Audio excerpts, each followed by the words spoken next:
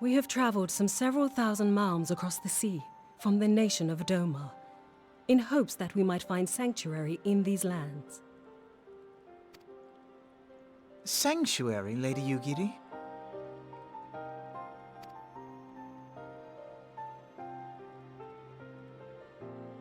Aye. Lying within Othard, Doma was under the dominion of the Garlean Empire, as I'm sure you are aware.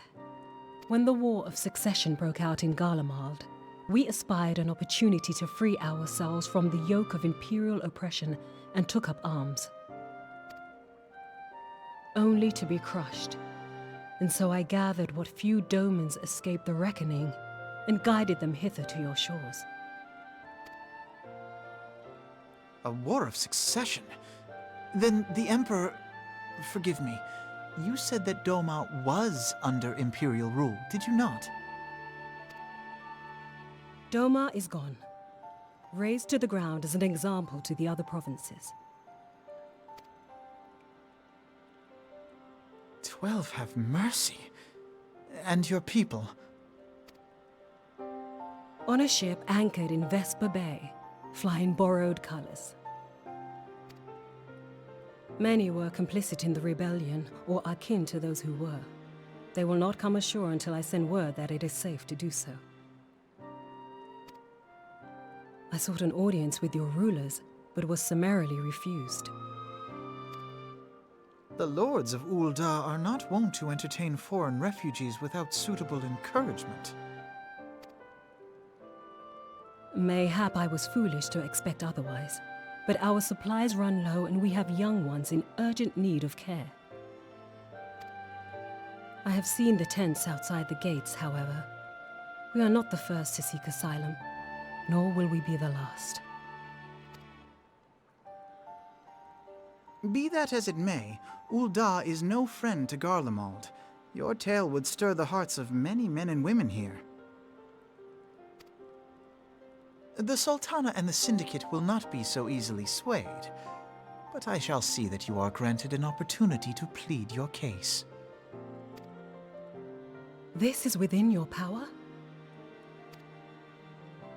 Well, far be it from me to boast, but I do have the ear of certain influential individuals. I am in your debt. Lady Yugiri, forgive me for observing, but your choice of attire seems like to evoke feelings of mistrust. Men are wont to fear the unfamiliar.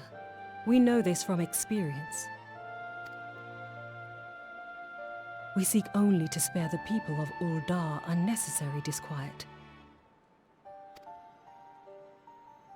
I shall defer to your experience, then. I thank you for your understanding. It seems I have urgent business with the Flame General. I leave our guests in your capable hands.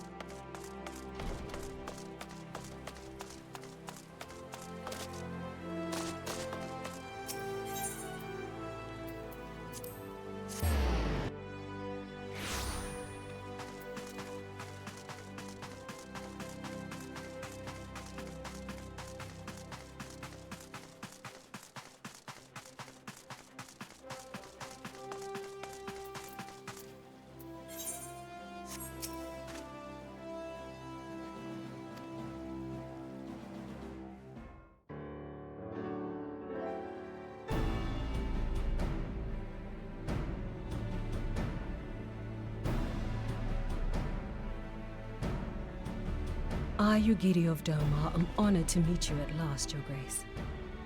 To mark this auspicious occasion, I should like to present to you the finest treasures our humble nation has to offer.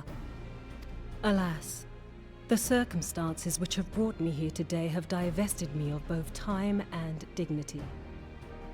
I come before you as a pauper in direst need of aid, to request that you grant my people asylum. I, Nanamo, 17th in the line of Ul, welcome you to our city. Be at ease, Lady Ugiri. Although I myself have heard the tale of your misfortune, I would ask that you recount it once more for the benefit of the others here present. As you wish, Your Grace. For many years, my nation, Domar, suffered under the yoke of imperial rule, and my people yearned to be free. Thus, when a war of succession broke out in Garlemald, we sought to take advantage of the chaos and reclaim our liberty. Alas, our enemy proved less preoccupied than we had hoped, and our rebellion was put down in the most brutal fashion. Those who survived, how many do they number? More than 200 souls huddle within the cramped confines of our own galleon's hold. Yet this figure accounts for but one of a number of ships which escaped the purge. It is my hope that you will allow us all to dwell within your walls. Should that prove unfeasible, however, I humbly ask that you accept as many of my people as your resources allow. Pray understand, we do not beg a boon, but propose instead an arrangement. We would serve as soldiers or tradesmen until our debt is repaid.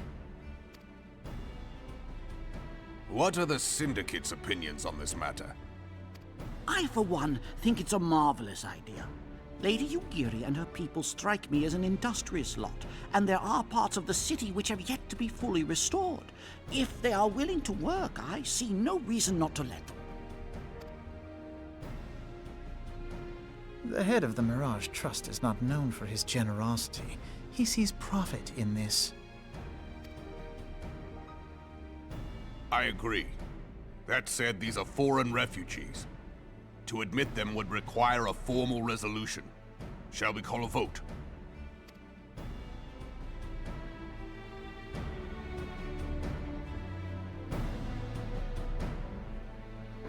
The law is the law. Lord Lolorito? Tell me, are you blind or willfully ignorant? Even now, our streets are choked with the displaced victims of the Calamity and Alamigan refugees. They live hand to mouth, subsisting on aid provided by the immortal flames, the cost of which grows ever higher. The wealth of Ul'dah is not without limits, my friends. And need I remind you that these refugees are prone to violence and criminal activity? You have all read the reports, I think. Without homes or employment, it is only a matter of time before men grow desperate and take that which they imagine has been unjustly denied them. Yet, knowing this, you would have us swell their ranks. Mayhap you think the brass blades and the flames are not hard-pressed enough? Some say the chairman of the East Aldenard Trading Company passes Gil thrice daily. This may explain how he came to be the wealthiest man in Uldar. Or it may simply be that he's ruthless beyond reckoning. Surely the Sultanate can support the few hundred domins Lady Yugiri represents. That our resources have been taxed, I do not deny. But we are hardly in danger of financial collapse. I move that an exception be made.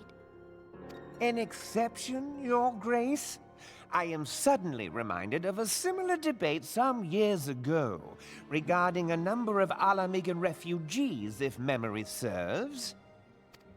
What were your words that day? Yes. The law is the law, and so our visitors remained in Little Alamigo.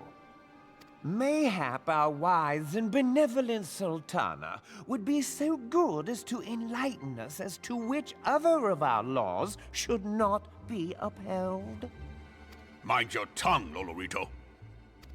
My lord, I share your concern for the welfare of our great nation, but we must endeavor to take a longer view. You know as well as I that people can be a resource still more precious than Gil. Precious or not, they were never yet so reliable. And unlike those who frequent your establishment, I have no desire to gamble with my future. Uldar's greatest asset is, and has ever been, her material wealth. We risk this at our peril. One need only look to Teleji Adeleji's example for evidence of the danger in allowing sentiment to dictate policy. How far the vaunted Mirage have fallen, both in repute and profitability, since he began employing refugees. How I choose to conduct my affairs is not your concern, my lord. A proposal has been tabled. Given its urgency, I move we forego further debate and call a vote. To accept the Doman refugees or not. Those in favor, I bid you remain. Those opposed, I bid you leave.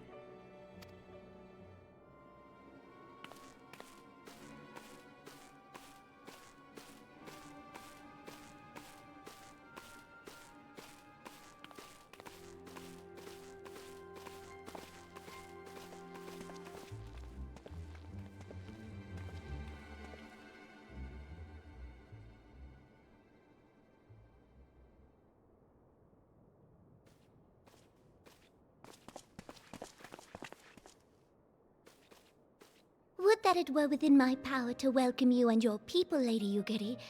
As you have observed, however, my authority in such matters is regrettably limited. Without the consent of the Syndicate, I cannot act. I understand, Your Grace, and I appreciate all that you have done on our behalf. The nerve of the man! If that bastard had not forsaken the eastern trade route, Little Alamigo would now be thriving. Oh, that you should have traveled so far under such dire circumstances, only to be refused in this manner is utterly unconscionable.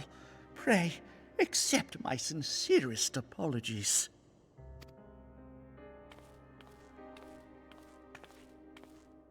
Now that the Empire no longer poses an immediate threat, they see little reason to maintain the pretense of unity. The Monitorists have grown especially defiant of late. Lord Lolorito most of all. But this is neither the time nor place for that discussion.